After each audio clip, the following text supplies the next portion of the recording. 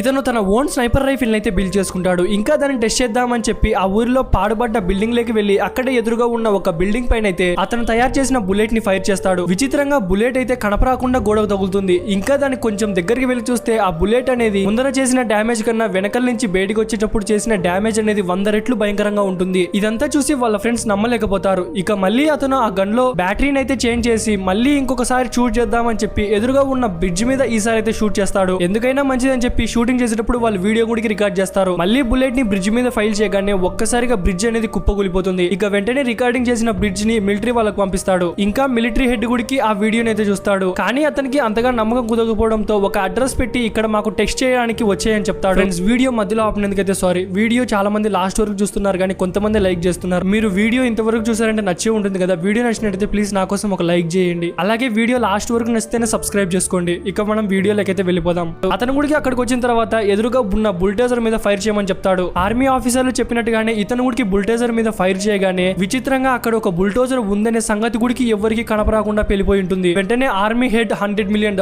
ఇచ్చి ఆ వెపన్ అయితే బై చేస్తాడు.